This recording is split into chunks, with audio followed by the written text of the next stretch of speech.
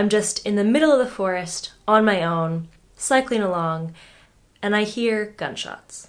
Hey friends, Sheila here. I am a nutritionist and nature lover currently cycling my way across Europe. I am at the very end of a 3.5-month cycle tour from Scotland to Croatia, and today I wanted to tell you about the hardest day of my tour.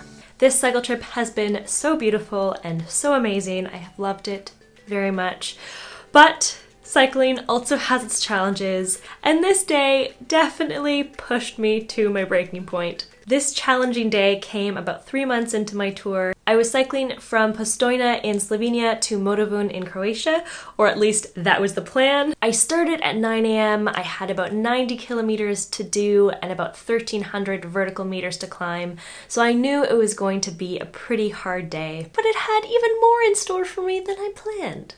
I started out on some busier roads, which can be stressful in its own way because you have a lot of motorcycles and trucks and cars that can pass very quickly and very loudly. I try to avoid busy roads when I can, but sometimes that's the only way. And generally, I did find the drivers pretty good about giving me space. So we were off to an okay start for the day, but still, when I saw on my route that I was going to be turning off onto a quieter road, I was very excited. But as I get to this turnoff, I don't see it. And I look at my map and it looks like I've gone past it. So I turn around, I go back, I just can't seem to find this road. And finally, I see this basically patch of rocks with slightly packed down grass and brush around it. And I look at my map and I realize that that's my road. It's super steep and rocky, so I'm basically walking my bike. I have like my panniers up against my back to kind of brace myself, and I'm basically just braking and slowly inching my way down this rocky hill. And the rocks are so big and jagged that even just walking my bike, I feel like it's gonna fall over. But I make it down this rocky hill and I get out onto a flatter stretch of gravel. Now, of course, it is very loose gravel, so I'm basically biking for 500 meters, and then I would hit a patch that was so loose my bike was just skidding over the road. And of course, on these rural roads there's no fences, so you really don't want to just go skidding off a cliff. So I'm just kind of slowly making my way. Now, it was incredibly beautiful. I got this gorgeous view of the Adriatic Sea and the towns down below along the water, so progress was slow but very pretty at the same time. Now I get to the end of the gravel road and I'm like, oh yes, it's paved. But I feel like this day was just a series that every road I get to, I'd be like, yes, it's better. But then it wouldn't really be better. So I get to this paved road, but because I spent most of the morning climbing, now I'm descending. And most of it is on these one-lane, windy tracks through this town. And there's a lot of switchbacks, which is basically when you're going one way and then you have to basically do a really sudden U-turn and go the other way, all on a really steep descent. So I'm braking super hard because of course I have 50 to 55 pounds on the back of my bike. So all of that weight is pushing me down these super steep hills. And I want to make sure that I have control of my bike in case a car comes around the corner really fast. My wrists and my forearms are exhausted. I'm just braking and really slowly trying to get myself down this hill. But I make it through that. And then I'm back on a busy road, and then my map says that I'm turning off onto a quieter road. And again, I get excited. I should learn at this point not to get excited. So I turn off onto this quieter road, and it's basically an industrial road in the middle of a forest. So I'm about 2 kilometers in, there is no one around. There's what probably used to be a factory, but there's nobody there. I'm just in the middle of the forest on my own, cycling along, and I hear gunshots. And I pause, and it gets quiet, and I hear gunshots again.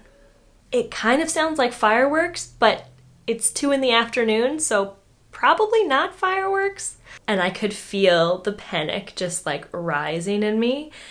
And I was like, okay, stay calm, think through this rationally. And I'm listening, and I don't hear screaming, I don't hear yelling. So I'm like, okay, maybe it's a gun range. And I'm Googling, and I'm like Googling Slovenia, gun ranges, guns in Slovenia, like just trying to get some sense of what's going on. I can't find anything, and so I just kind of slowly inching my way along this road, and I get to this sign, and it's in Slovenian, so I put it in Google Translate, and it basically says gun range, no passing. So At least I know what's going on. But my body is still feeling just totally jarred from hearing these gunshots while totally alone in the middle of the forest. And all I want to do is cry and call my friends and family. And I was like, okay, you can totally do that, but at the same time, you're here, you need to figure out what you want to do. And I was like, okay, we don't want to go through this gun range. So I looked at my map, and the only option basically was to go back on the busy road and do this kind of big detour around to get where I wanted to go. So I go back to the busy road, and at this point, it's basically the steepest part of the day. So I'm just climbing and climbing and climbing for hours. At one point, there was a 29% grade. A 29% grade. There are so many steep climbs. I'm pushing my bike up the steepest ones just like inch by inch because some of them are so steep, and my bike with all my stuff is pretty heavy. And then after the super steep climbs, there's just more of like a steady climb for many kilometers, so I'm just going uphill, my legs are exhausted, and then on the horizon I see the border. It's the border to Croatia. It's 5:30 at night. I still have like 25 kilometers to Motovun, but I'm just so excited. I've hit this mark. I pull up to the border. I give him my passport, and the border agent goes, "Oh, I'm so sorry. I can't let you pass." And a little part of me thought he was joking. I found a lot of people at hostels or grocery stores, they kind of had this joke where I'd get up to the desk and they'd be like, "Oh no, we don't have room," or "No, you can't have that." And I would take it very seriously and be like, "Oh, okay, what should I do?" And then they'd be like, nah, I'm just kidding, come on in. And so I got really used to this like running gag. And so when he said, "No, I can't let you pass," there was like this part of me that was like, maybe he's just joking, but he's a border agent. He's not joking. Turns out I was at the EU crossing, and I don't have an EU passport because I'm Canadian, so I needed to go to the international border, which meant backtracking 12 kilometers. And it was 5:30 at night. And so I was just like, okay, action planning, what are our options? There were no campsites around, there were no hotels around, so I was just like, okay, we need to get to the other border. So I turn around, backtracking 12 kilometers, and as I'm on my way to the next border, a dog starts chasing me. A dog starts chasing me.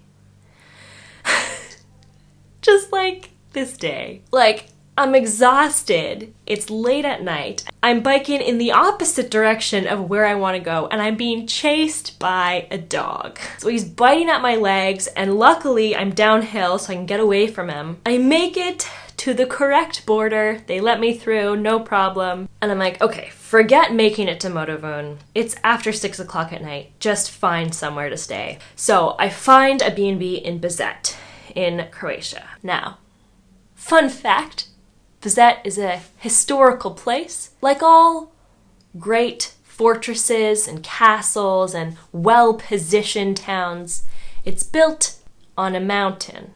Okay, maybe not a mountain, but like a really big hill. It's built at the top of a really big hill. So at the end of the day, 6:30, 7 o'clock at night, I'm biking up this hill, just winding my way up these streets to my B&B at the top of the hill. I make it, and it's wonderful. So all in all, on this day, I biked from 9 a.m. till 7 p.m. with maybe like a half-hour lunch break. There were dogs, there were gunshots, there was every type of road and road condition. But here's the thing. When I set out at the start of this trip, something I really wanted from it was I wanted to learn how to stay calm in any situation, how to figure things out for myself, how to rely on myself and my judgments, and to make decisions on my own. And throughout this day where things happened that really rattled my nerves and where I had to keep making decisions on the spot, there was that voice in my head that was very prevalent at the start of my trip that just wanted to cry and call my friends and family. And that voice was still there, but there was a new voice. And oh my god. There was a new voice, and it would say to me, yeah, you can reach out to people, Yeah, you can cry, but you're here and you need to figure this out for yourself, and you need to get yourself to safety and figure out what you want to do next. And every time I would create a plan and I'd execute it, and I'd get myself through that situation and through that day. And that is so huge. Because this day was really hard, and I managed to handle the whole thing on my own and get myself through it. And I'm just really proud.